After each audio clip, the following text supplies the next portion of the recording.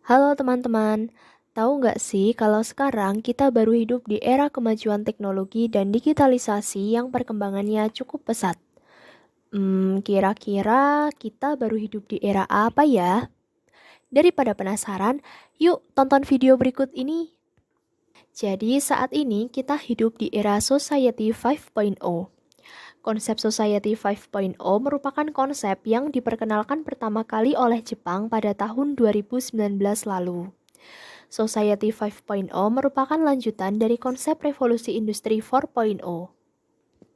Karakteristik utama di era Society 5.0 yaitu adanya integrasi yang erat antara manusia dan teknologi digital yang canggih, seperti kecerdasan buatan atau AI, Internet of Things atau IoT, dan juga Big Data.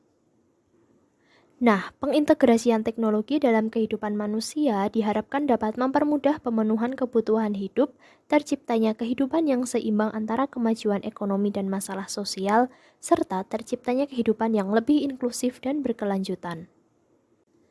Namun, di balik kemudahan itu semua, tentunya ada tantangan yang harus dihadapi oleh sumber daya manusia supaya kita sebagai manusia tidak menjadi budak dari teknologi yang perkembangannya semakin canggih.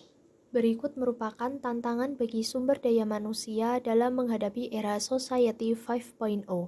Yang pertama, perubahan budaya kerja. Adanya teknologi dan digitalisasi cukup memberikan dampak yang signifikan bagi manusia dalam menjalankan tugas-tugas rutinnya.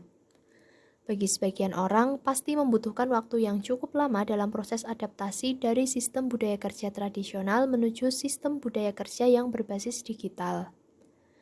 Dalam suatu perusahaan, adanya pemberian dukungan melalui sosialisasi dan pelatihan menjadi penting untuk membantu karyawan supaya merasa lebih mudah dalam beradaptasi dengan teknologi. Tantangan yang kedua yaitu adanya tuntutan keterampilan penggunaan teknologi. Kecanggihan teknologi dan digitalisasi membawa perubahan signifikan dalam dunia kerja melalui sistem otomatisasi.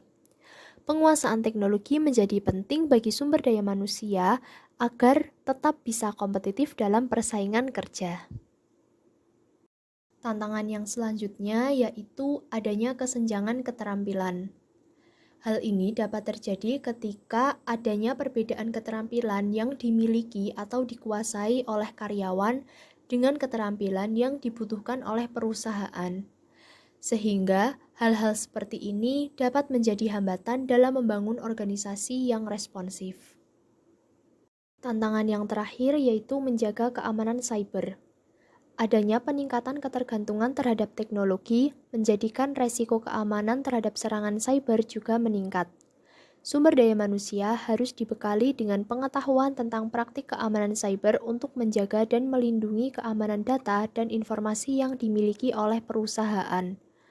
Oleh karena itu, tantangan untuk menghadapi keamanan data dan informasi perusahaan menjadi penting, supaya hal-hal yang merugikan perusahaan seperti kebocoran data dapat dihindari. Nah, itu tadi ya teman-teman, pengertian dari era Society 5.0 dan juga tantangannya bagi sumber daya manusia di era Society 5.0. Semoga menjadi tambahan ilmu yang bermanfaat bagi teman-teman semua. Terima kasih dan sampai jumpa.